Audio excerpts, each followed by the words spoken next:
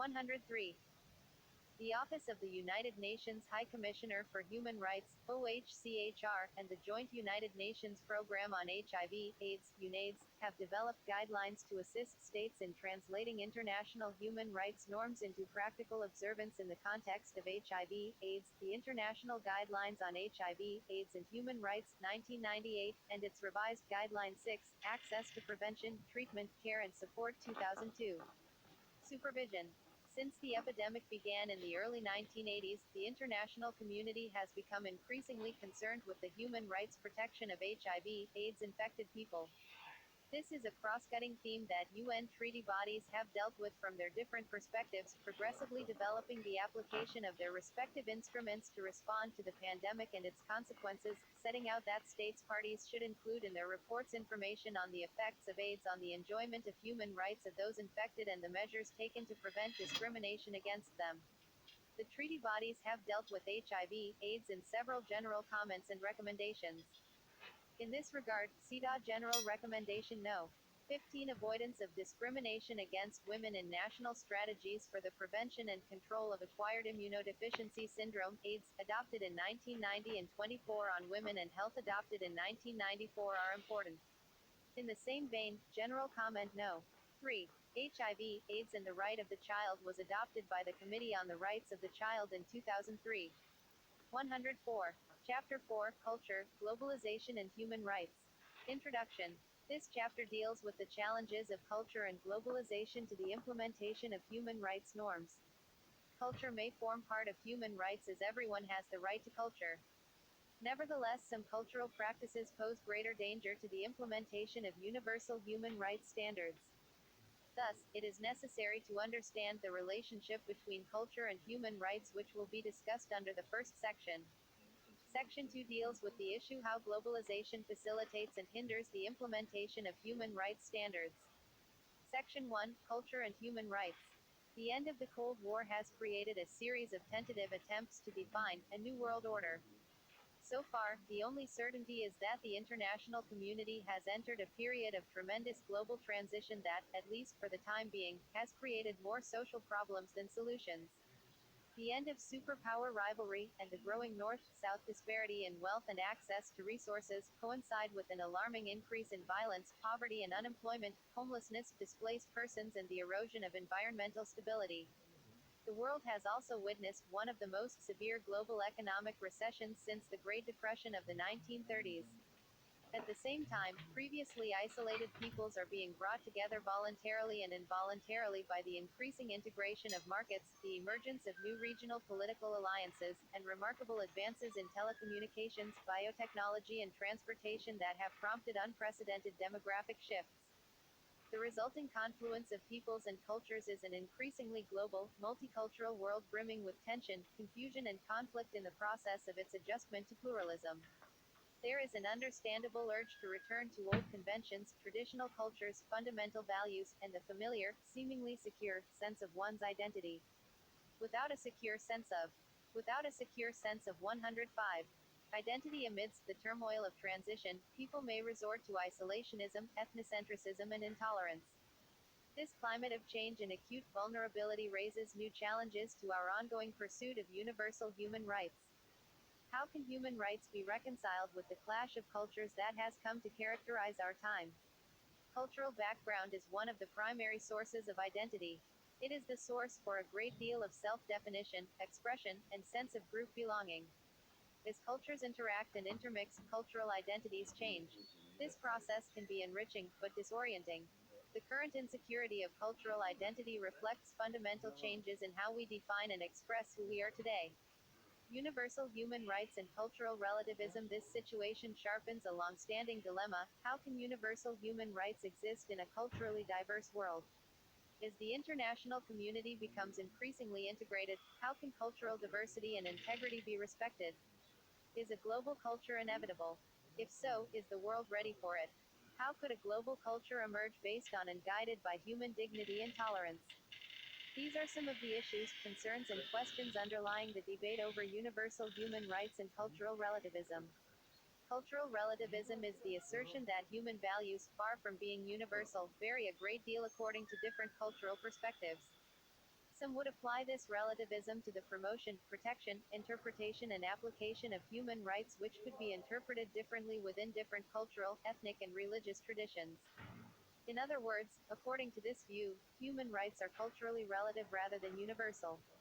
Taken to its extreme, this relativism would pose a dangerous threat to the effectiveness of international law and the international system of human rights that has been painstakingly constructed over the decades.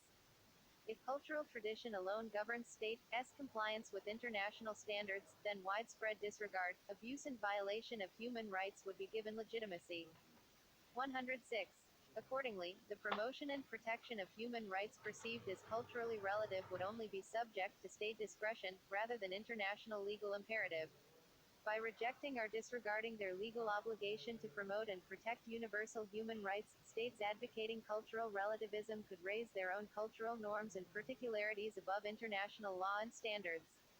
Universal human rights and international law. Largely through the ongoing work of the United Nations, the universality of human rights has been clearly established and recognized in international law.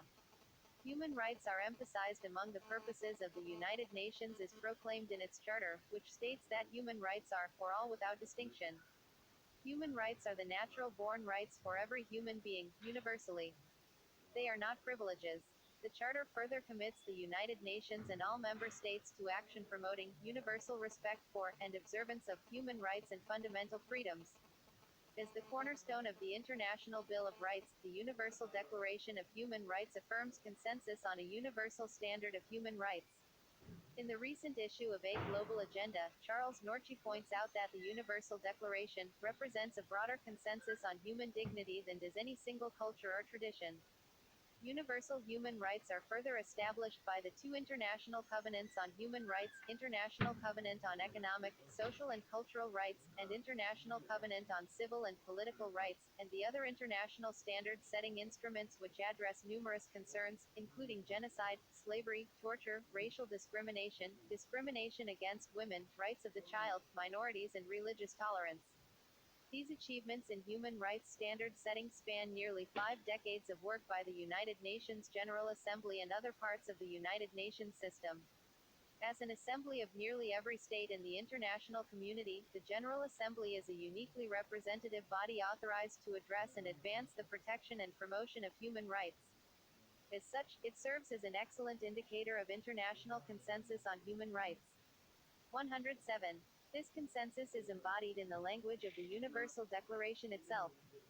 The universal nature of human rights is literally written into the title of the Universal Declaration of Human Rights. Its preamble proclaims the Declaration as a common standard of achievement for all peoples and all nations. This statement is echoed most recently in the Vienna Declaration and Program of Action, which repeats the same language to reaffirm the status of the Universal Declaration as a common standard for everyone. Adopted in June 1993 by the United Nations World Conference on Human Rights in Austria, the Vienna Declaration continues to reinforce the universality of human rights, stating, all human rights are universal, indivisible and interdependent and interrelated. This means that political, civil, cultural, economic and social human rights are to be seen in their entirety.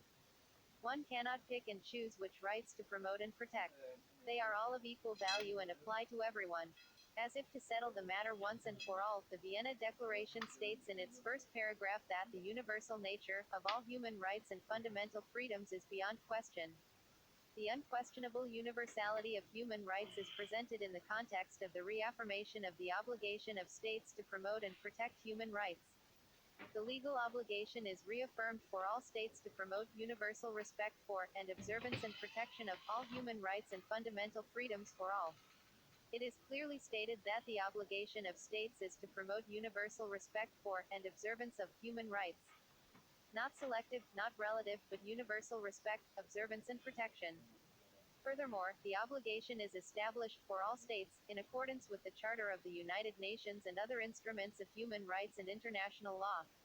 No state is exempt from this obligation. All member states of the United Nations have a legal obligation to promote and protect human rights, regardless of particular cultural perspectives. Universal human rights protection and promotion are asserted in the Vienna Declaration as the first responsibility of all governments. 108. Everyone is entitled to human rights without discrimination of any kind. The non-discrimination principle is a fundamental rule of international law. This means that human rights are for all human beings, regardless of race, color, sex, language, religion, political or other opinion, national or social origin, property, birth or other status. Non-discrimination protects individuals and groups against the denial and violation of their human rights. To deny human rights on the grounds of cultural distinction is discriminatory. Human rights are intended for everyone, in every culture. Human rights are the birthright of every person. If a state dismisses universal human rights on the basis of cultural relativism, then rights would be denied to the persons living under that state's authority. The denial or abuse of human rights is wrong, regardless of the violator's culture. Human rights, cultural integrity and diversity. Universal human rights do not impose one cultural standard, rather one legal standard of minimum protection necessary for human dignity. As a legal standard adopted through the United Nations, universal human rights represent the hard-won consensus of the international community, not the cultural imperialism of any particular region or set of traditions. Like most areas of international law, universal human rights are a modern achievement, new to all cultures.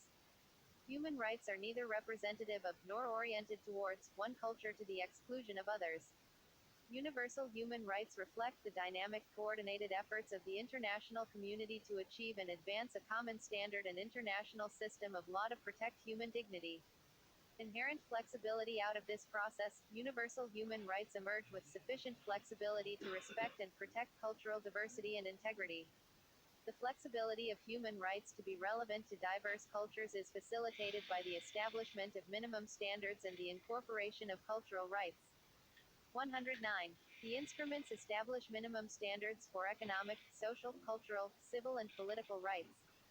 Within this framework, states have maximum room for cultural variation without diluting or compromising the minimum standards of human rights established by law.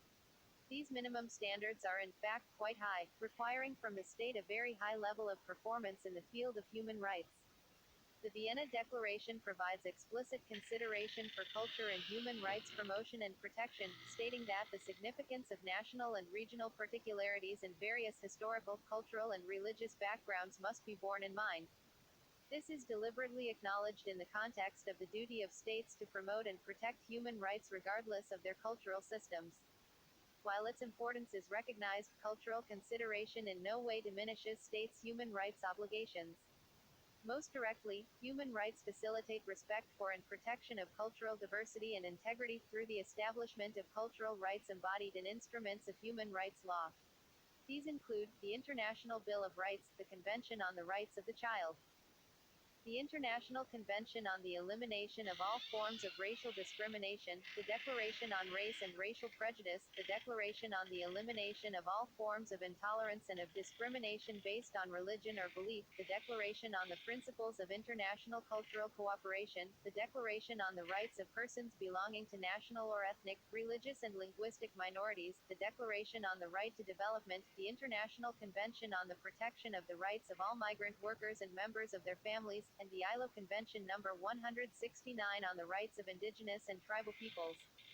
Human rights which relate to cultural diversity and integrity encompass a wide range of protections, including the right to cultural participation, the right to enjoy the arts, conservation, development and diffusion of culture, protection of cultural heritage, freedom for creative activity, protection of persons belonging to ethnic, religious or linguistic minorities, freedom of assembly and association, the right to education, freedom of thought, conscience or religion, freedom of opinion and expression, and the principle of non-discrimination. 110. Cultural rights. Every human being has the right to culture, including the right to enjoy and develop cultural life and identity. Cultural rights, however, are not unlimited. The right to culture is limited at the point at which it infringes another human right. No right can be used at the expense or destruction of another, in accordance with international law. This means that cultural rights cannot be invoked or interpreted in such a way as to justify any act leading to the denial or violation of other human rights and fundamental freedoms. As such, claiming cultural relativism as an excuse to violate or deny human rights is an abuse of the right to culture. There are legitimate, substantive limitations on cultural practices, even on well-entrenched traditions. For example, no culture today can legitimately claim a right to practice slavery. Despite its practice in many cultures throughout history, slavery today cannot be considered legitimate, legal, or part of a cultural legacy entitled to protection in any way. To the contrary, all forms of slavery, including contemporary slavery-like practices, are a gross violation of human rights under international law. Similarly, cultural rights do not justify torture, murder, genocide, discrimination on grounds of sex, race, language or religion, or violation of any of the other universal human rights and fundamental freedoms established in international law. Any attempts to justify such violations on the basis of culture have no validity under international law. A cultural context, the argument of cultural relativism frequently includes or leads to the assertion that traditional culture is sufficient to protect human dignity, and therefore universal human rights are unnecessary. Furthermore, the argument continues, universal human rights can be intrusive and disruptive to traditional protection of human life, liberty and security. Furthermore, the argument continues, universal human rights can be intrusive and disruptive to traditional protection of human life, liberty and security. 111. When traditional culture does effectively provide such protection, then human rights by definition would be compatible, posing no threat to the traditional culture. As such, the traditional culture can absorb and apply human rights, and the governing state should be in a better position not only to ratify, but to effectively and fully implement, the international standards. Traditional culture is not a substitute for human rights, it is a cultural context in which human rights must be established, integrated, promoted and protected. Human rights must be approached in a way that is meaningful and relevant in diverse cultural contexts.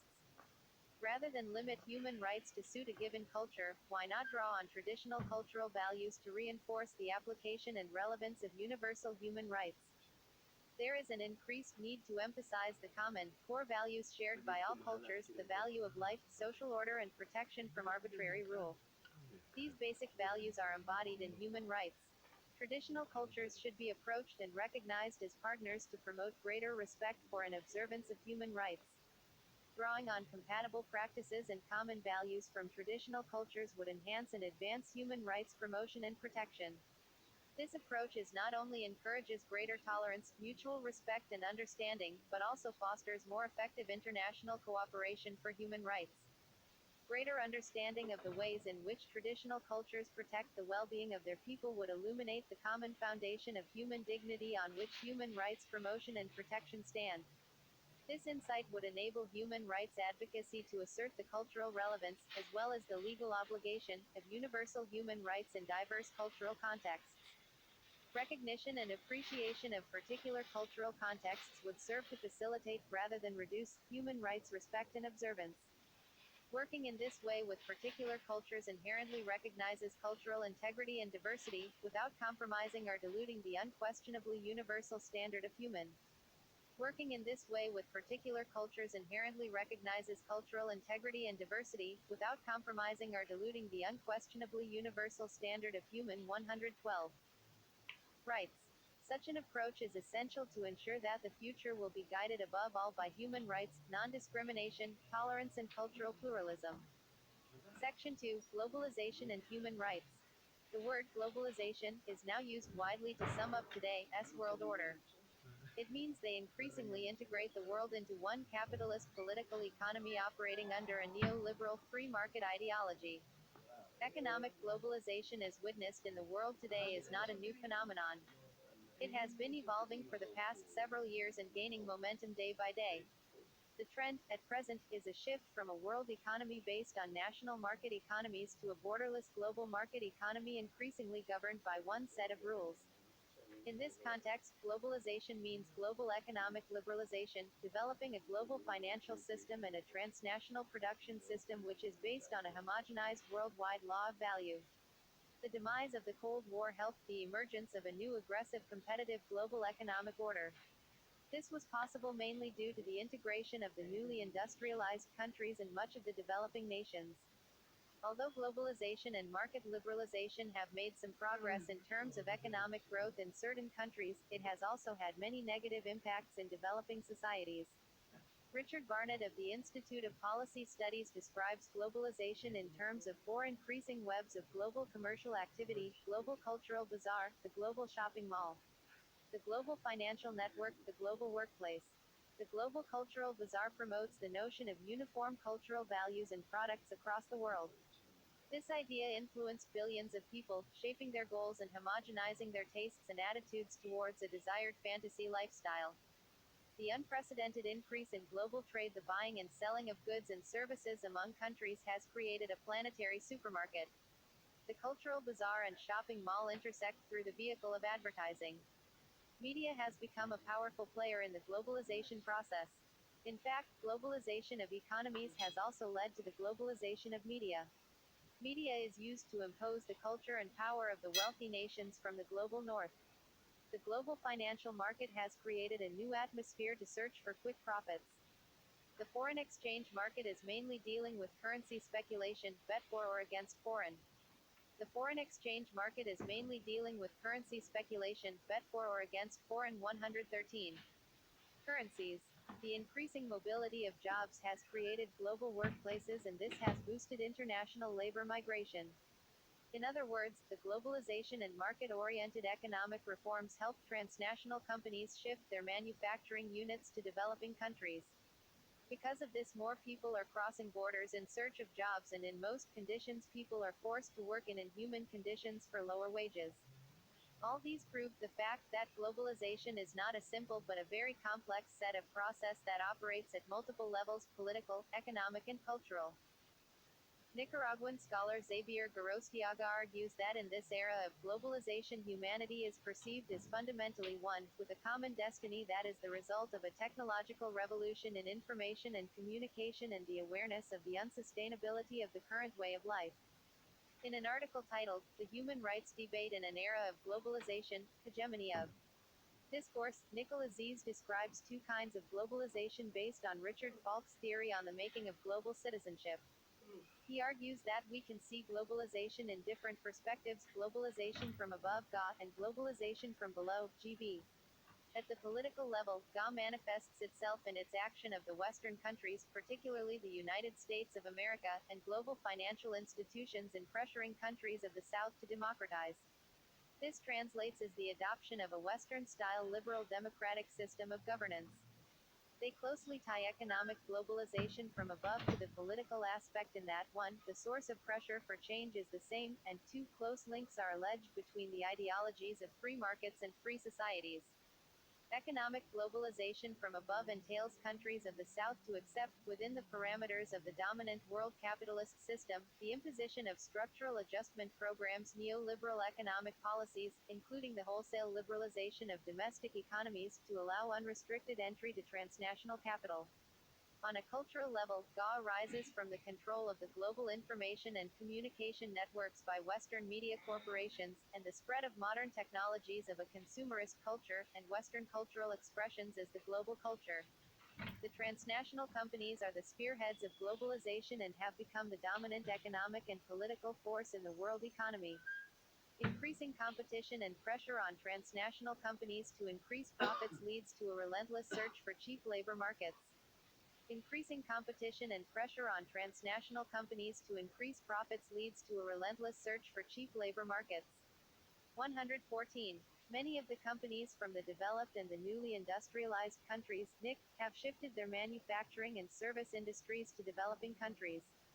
For example, several major airlines now have their global accounting done in India. A large number of computer software companies from the United States are developing software in Bangalore, India, at less than 1/5 of the price in other countries. The German car manufacturing company BMW and Lorient car manufacturers like Daewoo and Hyundai have already established their manufacturing units in Vietnam. The export processing zones of many developing countries are catering to the needs of the transnational companies by way of providing cheap labor. The International Labour Resource and Information Group based at the University of Cape Town has described these phenomena a race downhill in which countries underbid each other. Because they cannot see an alternative, workers also end up underbidding one another. The main arguments are competitiveness and the need to survive. But for workers it is a race to the bottom, and the bottom means slave-like conditions. When work moves to less developed countries, the shift does not automatically bring Western levels of employment and prosperity to the host countries. What it does bring are very profitable high-tech islands and export processing zones where they protect transnational capital, with the help of the state, from social responsibility. There may be short-term advances in the living standards of a small group of workers. Nevertheless, when some workers elsewhere lead the race to the bottom, those jobs may disappear. A report by UNCTAD notes that transnational companies encroach on areas over which sovereign responsibilities have traditionally been reserved for national governments. A situation has arisen where many governments of developing countries no longer control the flow of financial capital, so they can no longer control their own economies. Globalization has substantially contributed to the intensification of debt, poverty, and economic crisis in the developing world. The Structural Adjustment Programs (SAP), designed and imposed by the global creditor institutions, is a typical instrument to create a favorable atmosphere for globalization, which ultimately affects developing countries. In order to meet the mandates set by the SAP, a country spends less by cutting back government expenditures, social services, and economic investments so that resources can be placed elsewhere. More money is being spent on export orientation, which results in local economies becoming dependent on the More money is being spent on export orientation, which results in local economies becoming dependent on the 115. Integration with the world economy. The international lenders demand poor economies to divert substantial resources away from sectors serving domestic needs, withdraw all subsidies for poor people, privatize the state sector, deregulate the market, and decrease wages. In effect, this process opens up countries to globalization. Thus, structural adjustment programs and import-export-led strategies of industrialization were part of a political and economic restructuring process, a prelude to globalization. The advocates of globalization give philosophical justifications to accept export-led growth, lower wages and living standards for workers, shrinking government budgets, and extremely high interest rates. They say, there is no alternative, Tina, the phrase coined by British Prime Minister Margaret Thatcher in 1980s. Powerful institutions like the International Monetary Fund, the World Bank and the World Trade Organization raise the Tina argument to persuade the developing nations to qualify themselves to borrow money. The developing countries are left into no option but to accept the liberalization and market-oriented reforms. Under this liberalization policy, production tends to be export-oriented. Meeting the basic needs of the people becomes less important. State-run factories or enterprises are often privatized to suit the needs of foreign investors. Free trade and liberalization lead to competition, and local producers, like farmers, have to suffer the consequences. Globalization has created a situation where the role and importance of nation-state is becoming irrelevant. Kenichi Ome, widely recognized as one of today's top business gurus, asks, in a world where economic borders are disappearing and money flows around the globe beyond the reach of governments, who, indeed, needs the nation-state? He argues that is investment, industry, information technology and individual consumers, make the traditional middleman function of nation-states, and of their governments, largely unnecessary. Because the global markets for all these work just fine on their own, nation-states no longer have to play a market-making role. In this situation, multinational corporations are becoming the actors even in international politics. A growing trend to promote the idea of recapturing the capitalist frontier and its lost values is more visible through the globalization and market liberalization in the developing countries. It is true that a few rich or middle-class people have emerged in societies where transition to market system has been introduced. China and Vietnam are typical examples. In these countries, a newly rich class has emerged as a result of globalization and market reforms. In these countries, a newly rich class has emerged as a result of globalization and market reforms. 116. Several other Asian countries are also witnessing the emergence of a few, rich and middle-class people at the expenses of many poor. These new rich and middle class are really the products of globalization, and they provide the market for imported products and further strengthening the economy of the developed countries. While analyzing the economic development, social status and political consciousness of the new rich in Asia, Richard Robinson and David S. G. Goodman observed that it is as consumers that the new rich of Asia have attracted an interest of almost cargo cult proportions in the West. They constitute the new markets for Western products. Processed foods, computer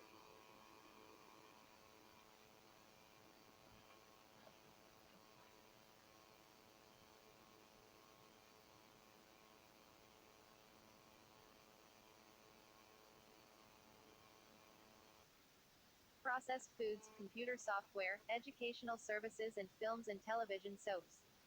They are the new tourists, bringing foreign exchange in hard times. What has helped such an enthusiastic embrace of the Asian new rich is that they are emerging at a time when prolonged recession and low growth rates have depressed home markets in the West. The emergence of the new middle class and their wealth manifest themselves in the society in several ways. This is more visible through a new emerging culture which Robinson and Goodman describe as mobile phones, McDonald's, and middle class revolution. It is estimated that 55,000 people a day regularly pass through the McDonald's restaurant in central Beijing, China. First, opened in 1992, to pay for a hamburger much more than the most Chinese will earn in a fortnight. It was reported that in 1993 a mobile telephone number 58,888 containing 4 lucky 8s was auctioned for 130,000 RMB. An ordinary mobile phone itself costs about 25,000 RMB in China to buy, install and register, and there are monthly service and user fees to pay. This McDonald and mobile phone culture has already spread among the new rich in many developing countries because of the globalization of markets. Even Cambodia and Bangladesh, the world's most poverty-stricken countries, are affected. A globalization of taste has occurred in every field of the developing world. Consumer goods like Levi's jeans, Nike athletic shoes, and Hermes scarves are visible all over the world now.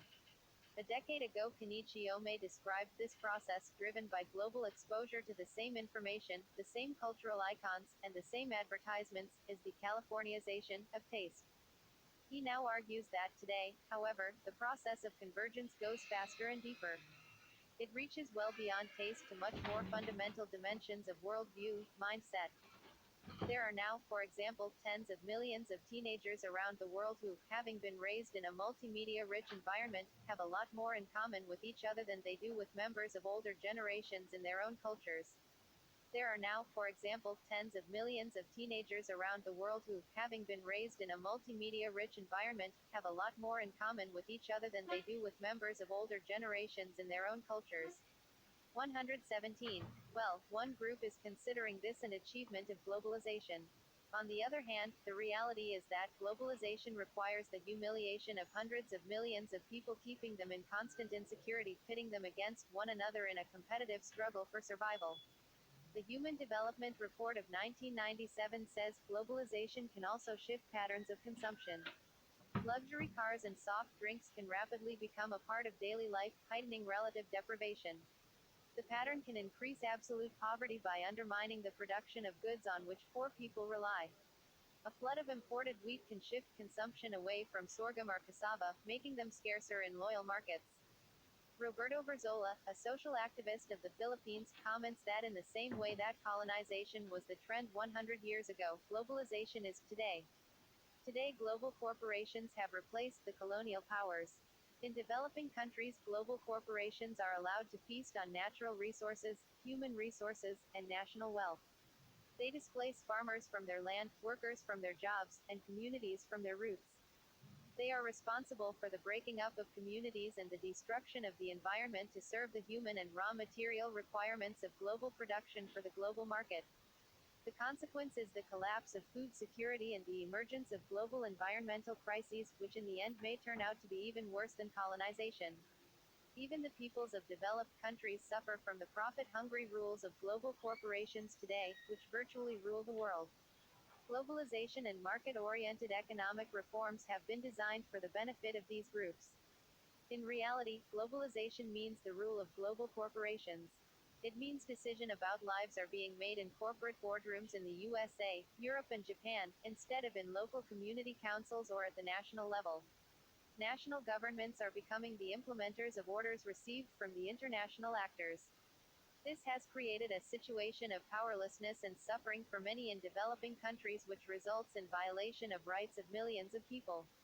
Globalization, development and human rights. The relation between globalization, development and human rights raises policy and legal questions. One such question is whether globalization of market-oriented economic system is essential for development and protection of human rights. While searching for an answer to this 118 question, we should analyze how we perceive the concept of development and human rights, especially in the context of developing countries. Human rights have become an integral part of the process of globalization in many ways. The Western countries are increasingly using their view of human rights concept as a yardstick to judge developing countries and to deal with economic and trade relations to extend development assistance. At the same time, globalization intensifies impoverishment by increasing the poverty, insecurity, fragmentation of society and thus violates human rights and human dignity of millions of people. Development or economic development is widely perceived as a historical process that takes place in almost all societies characterized by economic growth and increased production and consumption of goods and services. Development is also often used in a normative sense as a multi-valued social goal covering such diverse spheres as better material well-being, living standards, education, health care, wider opportunities for work and leisure, and in essence the whole gamut of desirable social and material welfare. But, in today's globalization, the concept of development itself is interpreted differently and the concept of right to development is not taken seriously. The preamble of the Declaration of the Right to Development, adopted by the UN General Assembly in 1986, describes development as a comprehensive economic, social, cultural and political process that aims at the constant improvement of the well-being of the entire population and of all individuals on the basis of their active, free and meaningful participation in development and in the fair distribution of resulting benefits. The 1990 UN Global Consultation on the Right to Development as a Human Right stated that the right to development is an inalienable human right with the human being as the central subject to the right and that all the aspects of the right to development set forth in the Declaration of the Right to Development are indivisible and interdependent, and these include civil, political, economic, social, and cultural rights. It was further maintained that the right to development is the right of individuals, groups and peoples to participate in, contribute to, and enjoy continuous economic, social, cultural and political development, in which all human rights and fundamental freedoms can be fully realized. A development strategy that disregards or interferes with human rights is the very negation of development. A development strategy that disregards or interferes with human rights is the very negation of development. 119. The aims and objectives of the so-called development models promoted by different governments or international development agencies are not compatible with human rights standards. A new model of development ideology is being promoted that is based on the market and its logic. Several decades of discussion on alternative development model is withering away and a dominant model of market-oriented development taking roots in that place. As a result of the globalization process, more negative effects are visible now. Global integration of the structures, processes, and ideologies produce injustice, oppression, exploitation and maldevelopment in society. The systematic integration of the forces that are dominant in the globalization process intensifies human rights violations. Development aid and human rights. It has long been accepted by the United Nations and in most international forums that developed countries should provide aid in the form of grants and loans to the developing countries. The General Assembly has, by consensus resolutions, called for such development aid to reach 0.7% of the GNP of developed countries. Actually, less than half of that target has been attained. For example, the United States gives only less than 0.2% instead of 0.7%. Overseas development aid, ODA, presents debatable issues from the perspective of human rights. For example, it raises the question whether aid should be directed mainly to reducing poverty and providing social services to the needy or whether priority should be given to economic growth and strengthening infrastructure. Another key question of a legal political characteristic is whether the recipient government or the donor state should have a decisive voice. The developing states emphasize their primary responsibility for development of the country and their right to self-determination in respect of the economy and resources.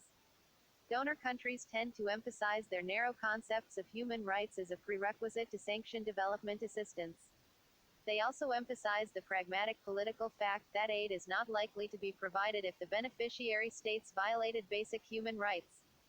According to Mikhail Assis, human rights have become another arsenal of Western countries in their bid to bring recalcitrant Third World nations to heel in their New World Order. 120. The question whether aid should be given to countries where human rights are substantially or systematically violated has been analyzed by Catherine Tomaszewski in the following statement. Donor governments and agencies are continuously making decisions which country to assist, how much and what for, because aid needs are much larger than available aid. Human rights have entered the already numerous criteria for allocating aid fairly recently. This entry has been neither easy nor smooth because no general criteria have been developed by donors and consequently decisions have been made on case-to-case basis. Moreover, these decisions have been limited to some human rights violations in some aid-receiving countries. Thereby human rights terminology has often been used to justify decisions to provide aid or to terminate it, while human rights criteria, to the extent that there is such a thing in the aid policy of any donor, have been confined to the search for those human rights violations which could justify cutting off aid. Trade and human rights. Global trade is being liberalized and opened up in this era of globalization. A set of new rules and regulations have been promoted through international firms like WTO, and new initiatives have been taken through the formation of regional economic trading blocs. At the same time, several developed countries in the world have been trying to interrelate trade policy with human rights policy. Under mounting pressure from the business lobby in the irrespective countries, several Western governments have altered their policies depending upon their business interests. Under the Generalized System of Preferences (GSP), which provides for trade benefits for developing countries, the USA has withdrawn or threatened to withdraw preferences from some countries that violate human rights. The case of China has been controversial, with opinion in the United States sharply divided on the desirability of conditioning trade preferences on compliance with specified human rights. There has been strong pressure from U.S. business lobby against use of the Jackson-Bonnet Trade Act of 1974 for denying MFN status to China. It held that talking about political freedom is not a sound argument for attempting to use the blunt instrument of trade sanctions to win democratic rule for China. Keeping millions of Chinese in poverty by restricting their right to trade, in the hope of keeping millions of Chinese in poverty by restricting their right to trade, in the hope of 121. Promoting human rights is neither logical nor moral. Likewise, depriving Americans of the freedom to trade and invest in China violates their rights to liberty and property. This is a case of shift in policy based on convenience rather than on ideological convictions or moral principles. On the other hand, some developed countries are pressing for trade sanctions against states found to violate human rights, especially human rights standards that are generally based on the conventions and recommendations of the International Labour Organization. They have tended on the whole to oppose trade liberalization treaties such as NAFTA and currently WTO. The developing countries have generally objected to such measures since they would reduce their comparative advantage through cheap labor and constitute a major barrier to their industrialization. From their point of view, workers' rights enforced by trade barriers would contribute to greater poverty in their countries. Drawing on the experience of the Sullivan Principles, applied by foreign companies operating in South Africa, some activists and scholars have proposed imposing international human rights standards, particularly labor standards, directly on private companies engaged in transnational activity. Guidelines for multinational enterprises adopted by the Organization of Economically Developed Countries in 1976 provided for observance of standards of labor relations by transnational companies. The UN Commission on Transnational Corporations devoted about 15 years of study and negotiation on a draft code of conduct for transnational corporations that included a general provision requiring transnational corporations to respect human rights and fundamental freedoms in the countries where they operate, and more detailed provisions on observance of laws on labor relations and involvement of trade unions. Objections of the USA and a few other countries have prevented its adoption. These are some of the examples of the double standards adopted by the developed countries that profess concern for human rights. The fad is that the economically developed countries are in a better position than others to take the advantage of globalization and at the same time dictate policies and guidelines to increase their bargaining power. The TNCs, which have gained strength in the post-globalization era, is the main actor in several developed countries in formulating new foreign policies to shape a new global order. This trend has been highlighted in a recent study that the emerging global order is spearheaded by a few. This trend has been highlighted in a recent study that the emerging global order is spearheaded by a few 122 corporate giants, many of them bigger than most sovereign nations. By acquiring Earth-spanning technologies, by developing products that can be produced anywhere and sold everywhere, by spreading credit around the world, and by connecting global channels of communication that can penetrate any village or neighborhood, these institutions we normally think of as economic rather than political, private rather than public, are becoming the world empires of the 21st century. The impact of these global giants' operations have negative impact on human rights. Virtually all developing countries at the present time seek private foreign investment for development. Such investment now greatly exceeds loans or grants from official sources. The growth of transnational corporations, now numbering about 35,000 with 50,000 foreign affiliates, is evidence of the increased role of the private sector and of market economies in developing countries. New technologies have transformed the nature of production and facilitated relocation of firms. Nationalization, once the center of debate, has now virtually disappeared from the agenda of developing countries. The human rights implications of these trends are outlined by an economist, David Korten, in the following terms. Today, the most intense competition in the globally integrated market is not between the gigantic transnational corporations, but it is between governments that find themselves competing with one another for investors by offering the cheapest and most compliant labor, the weakest environmental, health, and safety standards, the lowest taxes, and the most fully developed infrastructure. Often governments must borrow to finance the social and physical infrastructure needed to attract private investors. Having pushed almost the entire social and environmental costs of production onto the community, many firms are able to turn a handsome profit. Having bargained away their tax base and accepted low wages for their labor, many communities reap relatively few benefits from the foreign investment, however, and are left with no evident way to repay the loans contracted on the firm's behalf. Having bargained away their tax base and accepted low wages for their labor, many communities reap relatively few benefits from the foreign investment, however, and are left with no evident way to repay the loans contracted on the firm's behalf. 123. Impact of globalization on human rights. Globalization has its winners and losers. With the expansion of trade, market, foreign investment, developing countries have seen the gaps among themselves widen. The imperative to liberalize has demanded a shrinking of state involvement in national life, producing a wave of privatization, cutting jobs, slashing health, education and food subsidies, etc., affecting the poor people in society. In many cases, liberalization has been accompanied by greater inequality and people are left trapped in utter poverty.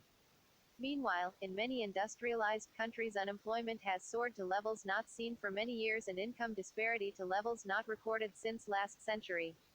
The collapse of the economies of the Asian tigers are examples of this. The Human Development Report of 1997 revealed that poor countries and poor people too often find their interests neglected as a result of globalization. Although globalization of the economy has been characterized as a locomotive for productivity, opportunity, technological progress, and uniting the world, it ultimately causes increased impoverishment, social disparities and violations of human rights. That is what we see today. 124. Chapter 5, Responses to Grave Violation of Human Rights. Introduction. It is clear that human rights are to be respected and protected by states through all appropriate measures.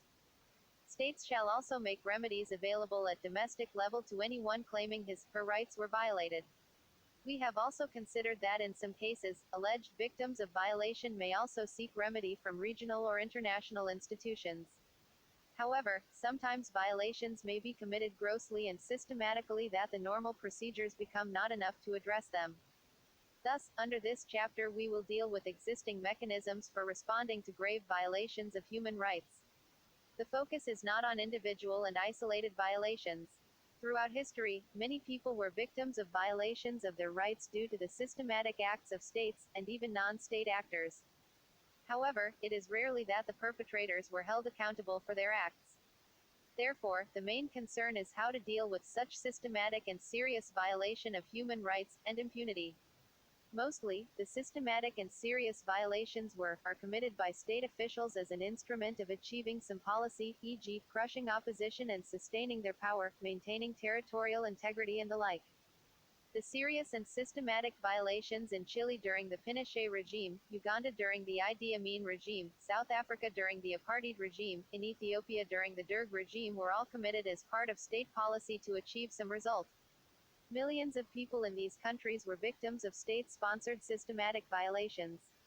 It is also important to remember the systematic and gross violations committed during international and internal wars. Millions have suffered because of the horrific acts committed during World War II, the Civil War in former Yugoslavia, and Rwanda. The horrors being committed in Darfur, Sudan, are an example of an ongoing systematic violation of human rights. Some sources have presented statistical data showing that millions of people across the world have been victims of state violence.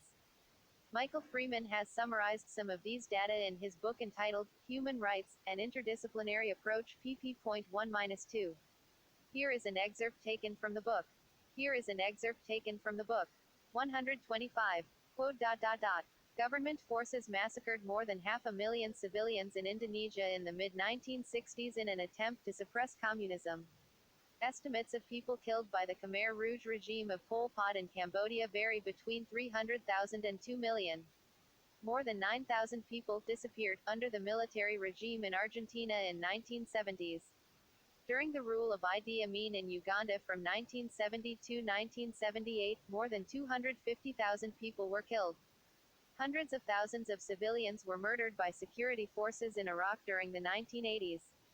Almost 2% of the population of El Salvador is estimated to have died as a result of disappearances and political killings during the civil war between 1980 and 1992.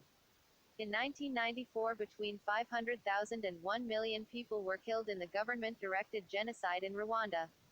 This list is far from complete. It does not include Bosnia, Chechnya, Kosovo, East Timor, and many others. Amnesty International has commented that the 20th century was perhaps the bloodiest in history. Millions of people were victims of genocide, crimes against humanity, war crimes, torture, extrajudicial executions, and disappearances. These crimes were committed throughout the world during international and civil wars and in conditions of peace. The 21st century is also witnessing similar cruelties and injustices. It is clear that human rights cannot be realized without having an effective mechanism of dealing with such systematic and gross violations. This chapter therefore discusses the available international and domestic responses to such violations, and evaluates their effectiveness. To do that, the chapter is divided in two sections, the international responses and national responses. Section 1, National Responses: Transitional Justice. It is an accepted principle that violations of rights shall first be addressed at national level. This holds true even in case of systematic and gross violations. Thus, the perpetrators of such violations, crimes shall be brought to justice at national level. The international system of addressing such violations becomes relevant if the domestic system is unwilling to provide remedies. 126. The above documented stories suggest that systematic and gross violations are often committed by state institutions and officials, and with their tolerance. However, non-state actors like rebel groups in case of civil war, may also be involved in such violations. Usually, the question of addressing such violation at national level doesn't arise if the rights-violating regime holds power. This is simply because the perpetrators are state officials, or members of armed forces or security forces, or the police, and the like. Thus, the system can't be expected to hold the perpetrators accountable. It rather protects them, and even allows them to continue to carry out their crimes, and the perpetrators are likely to continue to do so in the knowledge that it is extremely unlikely that they would be brought to justice. Thus, a regime change has to happen first. Regime change is a prerequisite for putting the national mechanism of responding to such violations. This regime change may result in many ways, for e.g., armed struggle, negotiation, and others. Thus, it is a requirement that the rights-violating regime be substituted by a regime that is committed to the values of human rights and democratization, and thus bringing a transition within the society. At this period of transition, the need to address past violations would arise. This need is addressed through what is usually referred to as transitional justice. The term transitional justice has two meanings. In one sense, it means justice at the time of transition. It may also be understood as justice in transition itself, i.e., referring to the idea that our conception of justice is not static but dynamic. We use the first meaning for the purpose of this teaching material. We use the term transitional justice broadly to signify the mechanisms by which societies in transition deal with past violations. It thus represents the various modalities of addressing past violations. Transitional justice has to address the needs of societies in transition. Societies in transition may have variety of needs, concerns related to past violations. The three main needs that arise in societies in transition are the following. 1. The need for justice. Victims of violations are their relatives, and the society at large need to see the perpetrators of the violations are brought to justice. It is thus necessary that 127. Transitional justice should provide a mechanism by which this need may be satisfied. One of the questions in this respect is, what does justice mean? Does it mean the same thing for victims, relatives, and the society in general? Do the different groups have similar conception of justice? Does it refer to restorative justice or retributive justice? How is it satisfied? Do the apprehension, prosecution, and punishment of perpetrators satisfy the need for justice of society? Do these satisfy victims, relatives? It is generally suggested that justice shall be rendered in order for a society to break with the past and move forward. 2. The need to know the truth. The society in general, and victims or relatives in particular, wants to know who among its members did participate in the violations. As the past violations were committed systematically and grossly, the society, even victims, relatives, may not know all that happened and all the perpetrators and the degree of their participation. Above all, society needs to know why the violations happened. Thus, the need to know who did what and why is one of the basic issues that may arise at the time of transition. It is claimed that knowing the truth about the past is crucial to build a viable, rights-respecting and democratic society, as well as to ensure that violations would not happen again. Some commentators, however, argue that knowing the truth about is not desirable, as it may lead to further suspicion and animosity between those that claim to be victims and their relatives on the one hand, and alleged perpetrators, who are usually former officials, and their relatives, and even supporters, on the other hand, and thereby motivating revenge and leading to further conflict. They thus suggest it is better to forget the past and move forward. Others criticize this by arguing society cannot move forward without knowing the past. Some rather propose, you shall never forget but forgive. 3. The need for conciliation.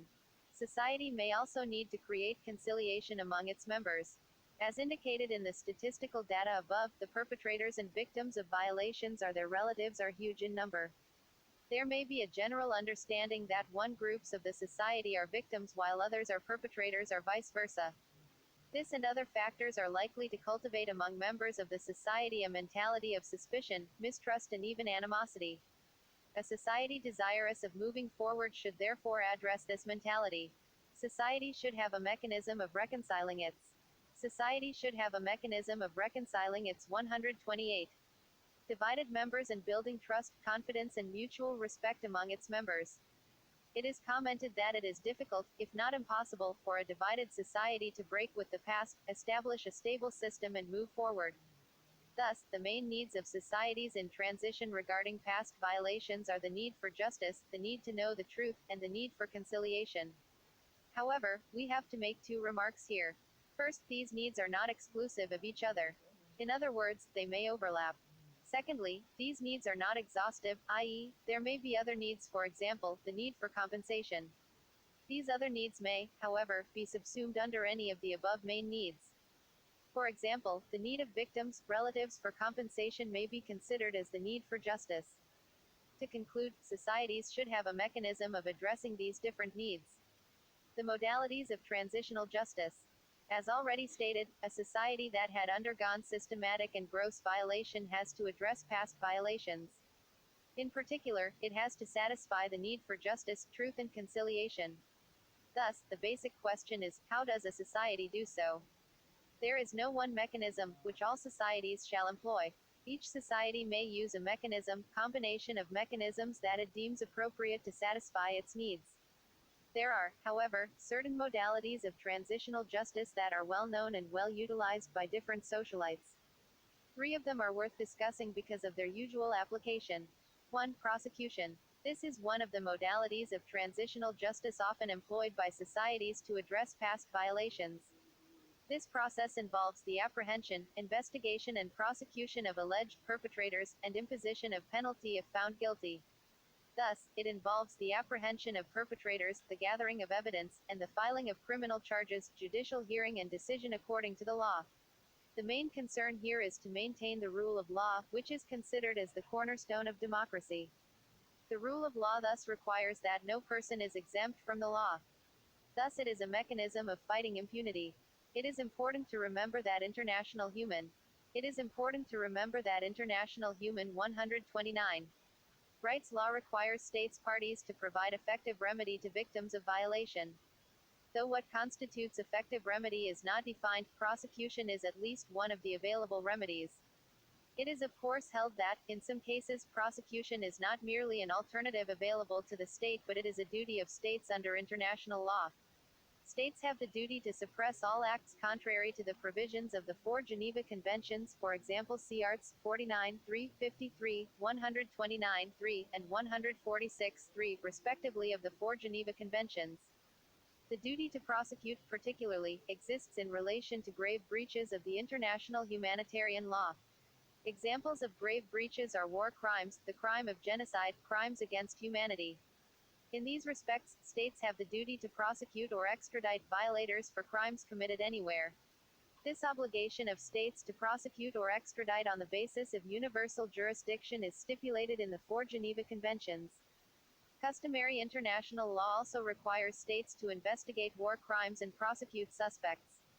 Thus, states have the duty to apprehend and prosecute suspects that commit such crimes anywhere. It has also been commented that, like the IHL, certain international human rights treaties oblige a state party to prosecute or extradite persons accused of acts prescribed in the treaty. If states have the duty to prosecute or extradite persons suspected of having committed grave crimes anywhere, they have for stronger reason the duty to prosecute or extradite suspects committing these crimes within their territory. We will consider the principle of universal jurisdiction in the next section. The central point here is, in certain cases, states have not only a right but also a duty to prosecute violations, crimes. Some people hold that criminal prosecution is an obstacle to reconciliation and achievement of peace and successful transition. However, others insist that prosecution is the most effective insurance against future repression, and stress the relationship between accountability, reconciliation, peace and democracy. These different views are the result of disagreement on a number of questions that remain unsettled. Does it satisfy the needs outlined above? Does it satisfy the need for justice? Does it satisfy the need for the truth? Does it satisfy the need for reconciliation? Is it possible, for example economically and technically, to investigate and prosecute all past violations? Should society employ selective prosecution? If so, what should be the basis for the selection? DOESN-T Selective Prosecution. DOESN-T Selective Prosecution 130. Hardly ignore the needs outlined earlier.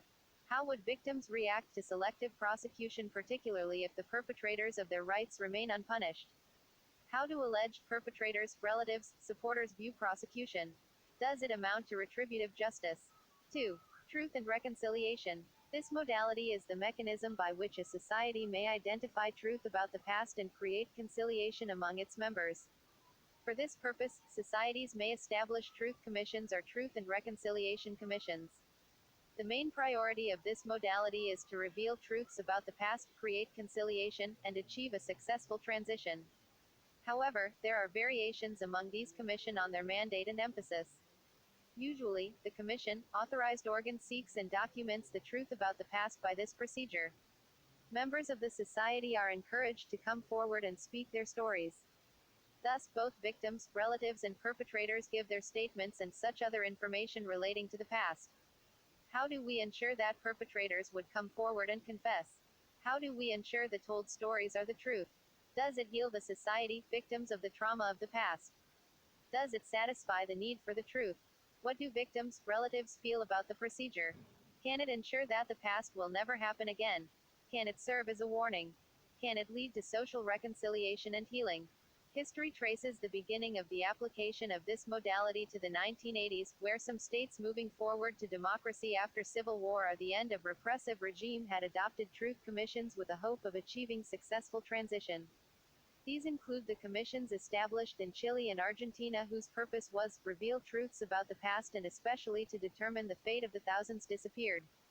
Following that, we have the South African Truth and Reconciliation Commission in the 1990s.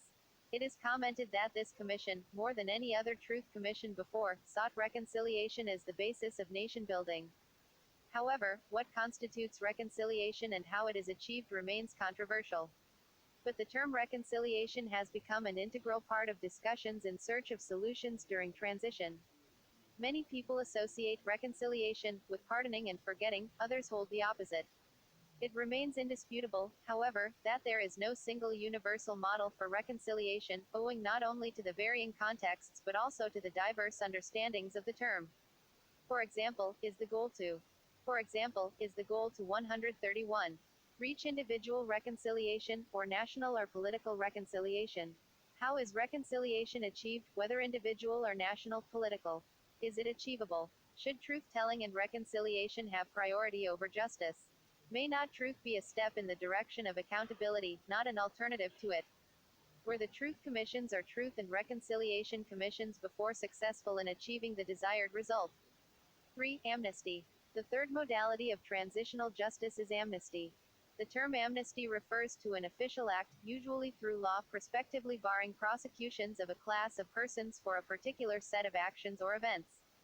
Amnesty is often contrasted with pardons, which usually refer to the exemption of criminals from serving all or part of their sentences but do not expunge the conviction. It is stated that amnesties shield from prosecution and are not pardons. However, it is commented that these distinctions are inexact. Pardons, like amenities, can be used to foreclose prosecutions, and amnesties sometimes cover persons serving prison terms. The difference between the two remains unclear. Amnesties can be blanket or partial. They may be official, with, for example, the passing of a law, or de facto, where a state simply does not prosecute. We also have the notion of self-amnesty, whereby the former regime grant itself amnesty hoping that the future regime will not examine, prosecute them. Do you think that amnesties satisfy society's needs discussed earlier? Is it not a violation of the rule of law? Cool DN, it breed the culture of impunity. Do you think partial amnesty is more appropriate than blanket one? What criteria should decision makers use to evaluate to whom and for which crimes amnesties will be granted? How do you see de facto amnesty? Support for amnesties rests on a resistance to prosecution based upon the fear that prosecution would destabilize the new government or simply prolong vengefulness exhibited by the former regime. Many believe and have made a call that to leave the past alone is the best way to avoid upsetting a delicate process of transition or to avoid a return to past dictatorship and reopening the victim's old wound. However, others contend that neither a society nor a country can move forward and heal through impunity, thus, crimes must be prosecuted. These two viewpoints, nevertheless, do appear to coincide on the issue of Serious 132. Violations of human rights law, humanitarian law. Such serious crimes must always be prosecuted, and a failure to prosecute them perpetuates a culture of impunity. However, it is also conceded that amnesty should not be ruled out completely as a means of promoting reconciliation or ending conflict or as a means of preventing the destabilization of the fragile new government. Therefore, a distinction has to be made between legitimate amnesties and others. In general, we can say that amnesty is one of the modalities of transitional justice. However, certain forms, types of amnesties are seen with suspicion and even unacceptable in view of the obligation of states under international human rights law, humanitarian law. These are the three main modalities of transitional justice. It is important to keep 2 points in mind. First, these mechanisms are not exhaustive. Other mechanisms may include offering reparations to victims of state-sponsored violence, reforming institutions like the police and the courts, and removing perpetrators from positions of power, lustration. Secondly, they are not exclusive of each other. States may use a combination of these mechanisms to attain the desired goal. Generally, the decision to determine which of the mechanisms, combination thereof, shall be used remains with each society, the state. It may even decide to forget. But what accounts for the different approaches adopted by different states? A number of factors may influence society's choice, including the availability of resources, the relative strength and weakness of the outgoing regime and the incumbent regime, political willingness, and many others. However, the existence of international law and monitoring institutions is increasingly restricting the discretionary power of states, at least with respect to certain violations, crimes. Section 2. International responses. The international response is available with respect to certain violations that constitute grave breaches of international law. The international response is premised on the conviction that such violations constitutes crimes against the whole nation's, international community, and results from the inadequacy, non-existence of national responses. Thus, certain crimes do constitute international crimes for which the perpetrators are held individually responsible. The criminal. The criminal 133. Responsibility of individuals under international law contributes to fight impunity, however limited it is. The underlying idea is that the perpetrators of such crime shall not go free. The mechanism by which international law ensures that has taken different forms. These include 1. The recognition and application of the principle of universal jurisdiction, 2. Prosecution and trial by ad hoc international tribunal, and 3. Prosecution and trial by a permanent international tribunal called the International Criminal Court. We therefore deal with these mechanisms of enforcement of individual criminal responsibility. 1. Application of the principle of universal jurisdiction. The principle of universal jurisdiction is classically defined as a legal principle allowing or requiring a state to bring criminal proceedings in respect of certain crimes irrespective of the location of the crime and the nationality of the perpetrator or the victim. This principle is said to derogate from the ordinary rules of criminal jurisdiction requiring a territorial or personal link with the crime, the perpetrator or the victim.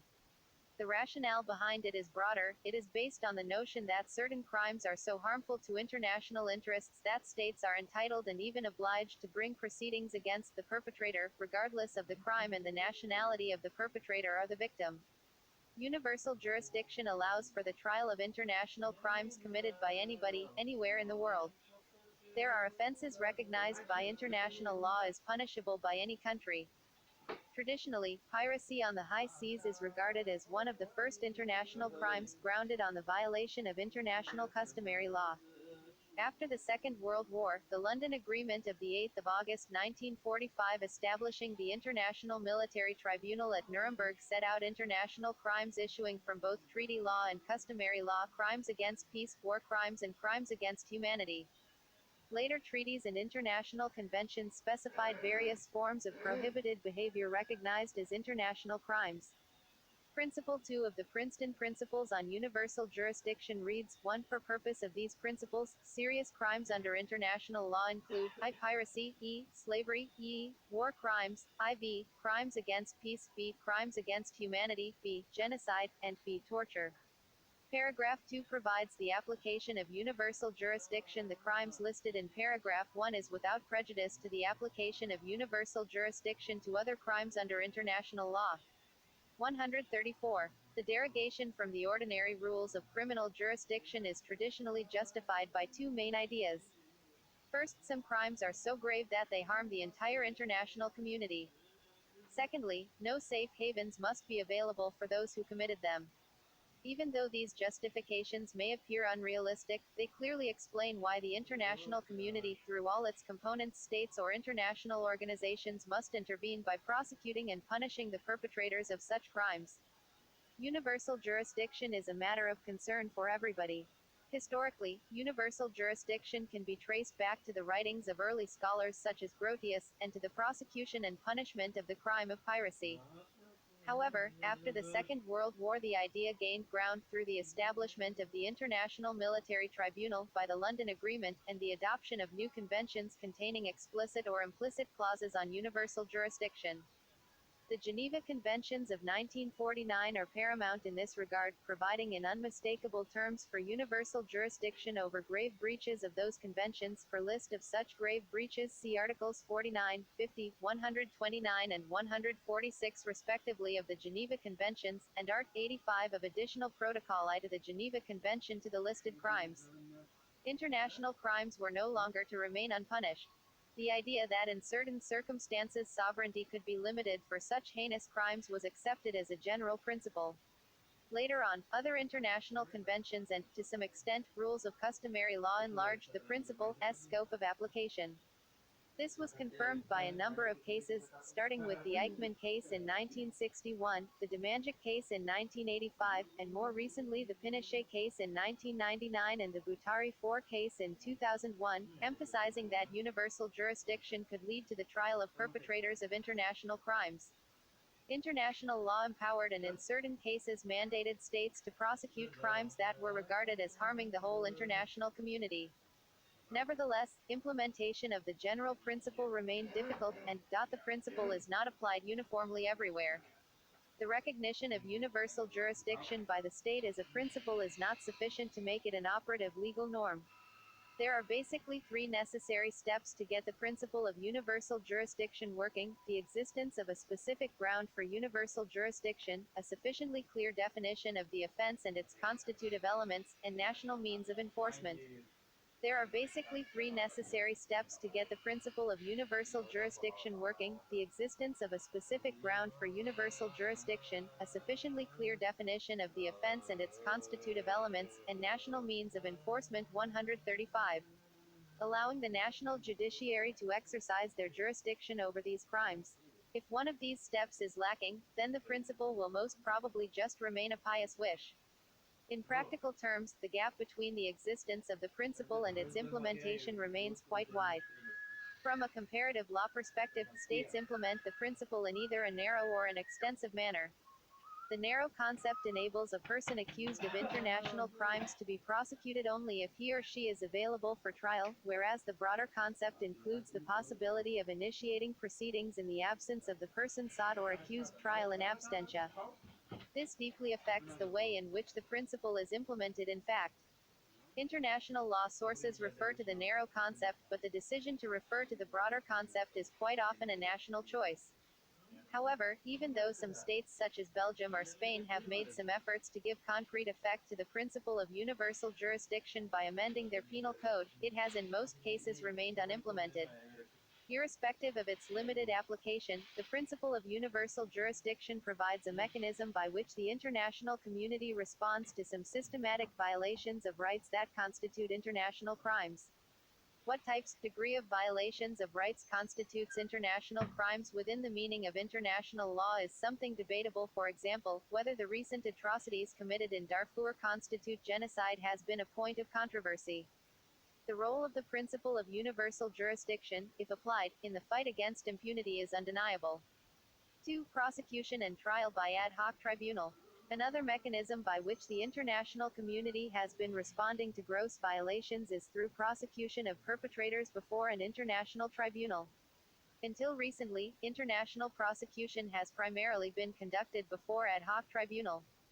These tribunals have specific, limited jurisdiction over crimes listed under the instrument creating the tribunal. The first among these tribunals is the International Military Tribunal at Nuremberg, established by the London Agreement of August 1945. The London Agreement has defined the jurisdiction of the tribunal. Many Nazi officials were prosecuted before this tribunal. Other ad hoc tribunal includes the International Criminal Tribunal for the former Yugoslavia and for Rwanda, ICTY, and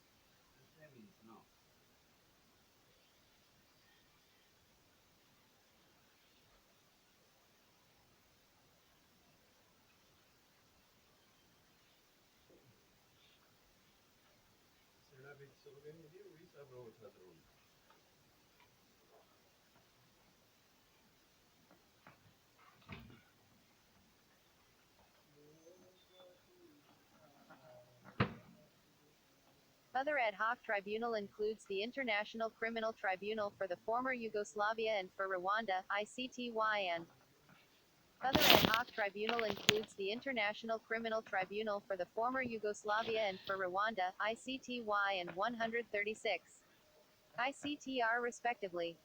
These tribunals are established pursuant to the decision of the UN Security Council. The statutes establishing these tribunals set out the crimes that fall within the jurisdiction of each tribunal. These are ad hoc tribunal established to address certain crimes committed in certain geographic location or during specific period. However, we can understand that this is employed as a means of ending impunity. 3. The procedure under the